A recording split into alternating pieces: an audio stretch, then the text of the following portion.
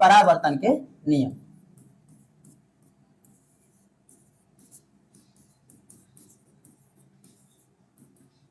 क्या बोलेंगे भाई, किसे कहेंगे परावर्तन के नियम?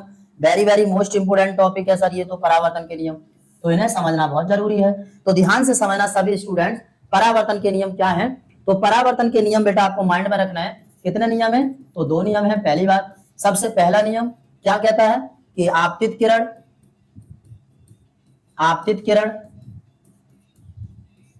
और परावर्तित किरण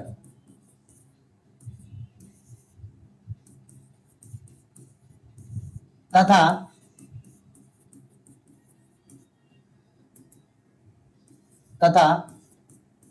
अविलंब तीनों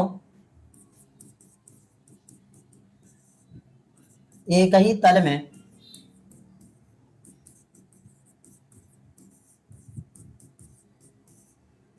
स्थित होते हैं।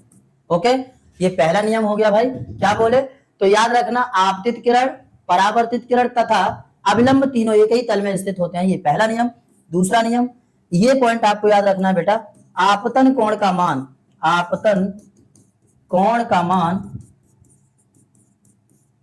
सदैव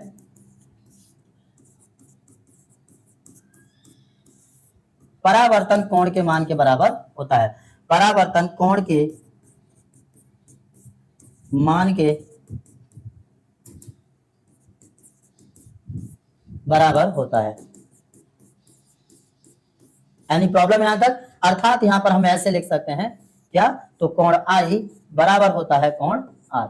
ये बेटा आपको याद रखना है, आपतन कोण का मान सदैव परावर्तन कोण के मान के बराबर होता है। ठीक, तो यहां तक समझ गए होंगे परावर्तन के 2 नियम होते हैं। मैंने आपको चित्र सहित भी समझाया, चित्र मैंने आपको यहाँ पर बना के दिखाया। ये बेटा यहाँ पर समतल दर्पण है, कोई समतल दर्पण है, प्लेन मिरर है, ठीक है। इस पर ये प्रकाश आ रहा है,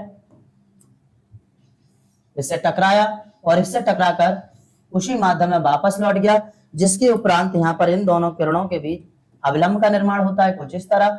तो यहाँ पर आप देख रहे हैं ये तीनों जिस बिंदु में मिलते हैं उसे हम क्या कहते हैं, आपतन बिंदु कहते हैं। और यहाँ पर आने वाली किरण ये क्या हो गई बेटा, आपतित किरण, ओके। और जाने वाली किरण परावर्तित किरण, ये सभी अभी समझे। और ये हमारा क्या है यहाँ पर, अविलंब। ये कोण आपतन है, आपतन कोण आई, और ये परावर्तन कोण आर। और इस प्रकार हमने इनके नियम भी यहाँ पर देख लिए। कोई प्रॉब्लम? ठीक, बड़े आराम से आप समझ गए होंगे परावर्तन के नियम कितने होते हैं, तो 2 होते हैं।